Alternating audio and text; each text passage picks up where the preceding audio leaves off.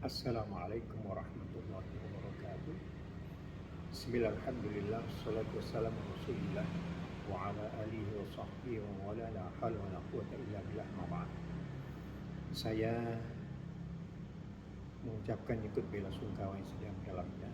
Inna lillahi wa inna ilaihi raji'un yang terjadi di Pondok Pesantren Al-Fauzini yang sampai saat ini sudah ada 61 lebih anak-anak yang meninggal dunia.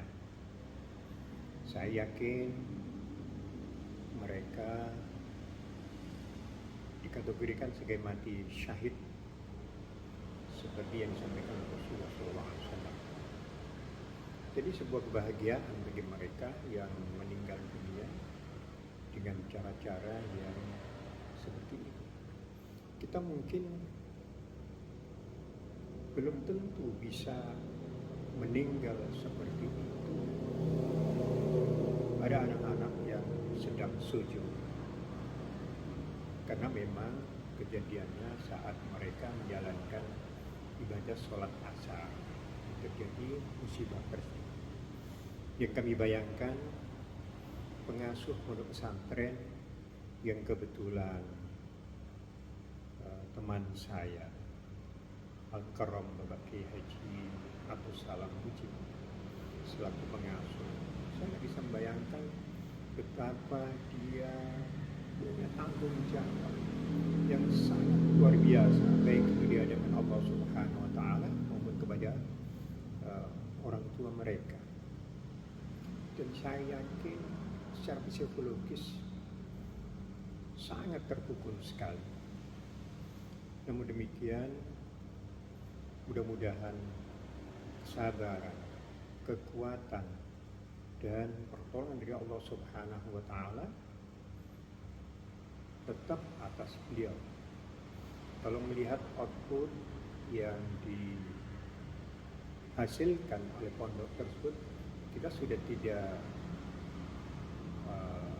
ragu dalam menanamkan akidah dan syariah kepada anak-anak. Ini sudah terbukti, sudah ribuan, bahkan mungkin puluhan ribu orang-orang yang alumni dari Pondok Pesantren Al-Fauzini yang sekarang sudah menjadi para dai, mubaligh, pemimpin masyarakat yang ilmu sudah banyak manfaat yang bisa dirasakan oleh masyarakat. Namun demikian, sekarang ini nampaknya netizen ini hanya melihat kejadian, tidak melihat penyebab, tidak melihat output yang sudah dihasilkan. Bahkan sekarang, Masya Allah, berbagai macam hujatan yang diberikan oleh netizen. Saya kebetulan sekali banyak berkecimpung di pondok pesantren, dan kebetulan sekali saya juga punya pondok pesantren yang apabila saya melihat kondisi real di lapangan ini banyak yang sangat memprihatinkan. Memang mereka para kiai ini secara mandiri, ya kalau ada para wali santri itu memberikan sumbangan, memang kalau pondok-pondok besar mungkin kan bisa menerima pembayaran yang lebih besar. Tapi bagaimana Pak pondok pesantren yang ada di daerah-daerah seperti kalau di Pasuruan itu ada pondok pesantren di Pasarban, di Puspo, di kecamatan-kecamatan itu, mereka kondisinya sangat memprihatinkan. Dan kadang-kala digratiskan oleh kiainya. Kondisi fisik bangunan yang sangat memprihatinkan, dan apalagi para asatidnya. Para asatid dalam mengajarkan di pondok pesantren maupun di madrasah-madrasah itu, saya sudah sangat familiar dengan mereka.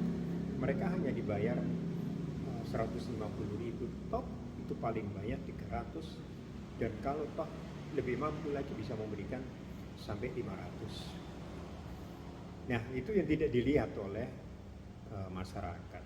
betapa perjuangan yang diberikan oleh para kiai dan para santri. Di samping itu, di samping sangat keterbatasan dari keuangan pondok pesantren, sementara kiai-kiai ini tidak mungkin pantang untuk menolak kalau ada seorang tua memasrahkan putranya untuk bisa pondok sini. Nah, seiring dengan popularitas dan sebagainya, sehingga banyak anak yang masukkan di pondok pesantren mau tidak mau harus dikembangkan untuk bisa memberikan pelayanan, baik itu dari sisi fasilitas akomodasinya maupun dari sisi keilmuannya. Nah, pada sisi akomodasi ini di beberapa tempat memang sangat memprihatinkan. Kadang-kala kamar yang ukuran 3x3 atau 3x5 itu bisa ditempati oleh anak antara 30 sampai 40. Nah, ini yang kiai kan berpikir keinginan untuk bisa memberikan pelayanan yang terbaik bagi santrinya, ini mendorong untuk bisa mengembangkan pondok pesantren, sementara kemampuan finansial sangat-sangat terbatas.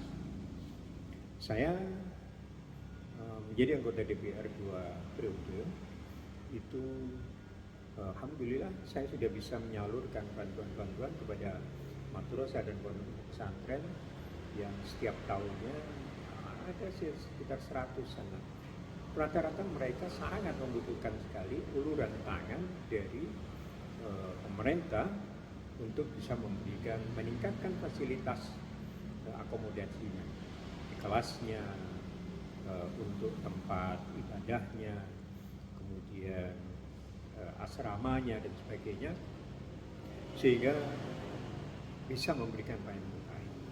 Satu sisi sangat keterbatasan, di sisi yang lain untuk bisa membangun sebuah bangunan yang ideal tentunya harus ada perencanaan.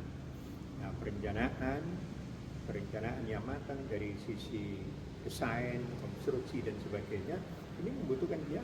Sementara hanya mampu membangun ala kadarnya.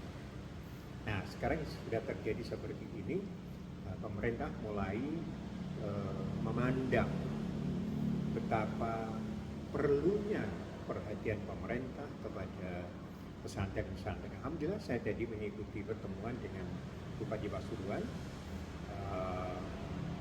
menindaklanjuti seruan atau perintah dari Bapak Presiden untuk melakukan evaluasi terhadap bangunan-bangunan yang ada di pondok pesantren. Nah, Pak Bupati menyampaikan akan memberikan satu prioritas tanpa biaya, dalam arti melakukan analisa terkait dengan bangunan yang ada, apakah masih layak atau perlu mendapatkan support dari pemerintah, dan juga perlu adanya satu surat kelayakan yang diberikan oleh pemerintah daerah kepada pondok pesantren. Nah, ini sebuah kemajuan yang perlu kita dukung perintah Bapak Presiden untuk bisa memberikan pelayanan terutama sekali pada sisi perizinan, tidak berbelit-belit, dan kalau mungkin bisa gratis, bila perlu disupport dengan tenaga-tenaga yang expert untuk bisa memberikan desain dan struktur bangunan yang memenuhi syarat, sehingga ke depan tidak akan terjadi seperti ini. Nah, ini sebuah hal yang perlu saya sampaikan terkait dengan kejadian yang ada di Pondok Al-Khazi ini. Sekian, mudah-mudahan Allah memberikan kekuatan, dan kami sangat mengapresiasi statement dari menterinya Pak Prabowo yang nanti akan membangun kembali Pondok Pesantren Al-Khazi ini, karena kebetulan sekali di pondok itu sangat membutuhkan sekali. Saya kira ini yang bisa saya sampaikan. Assalamualaikum warahmatullahi wabarakatuh.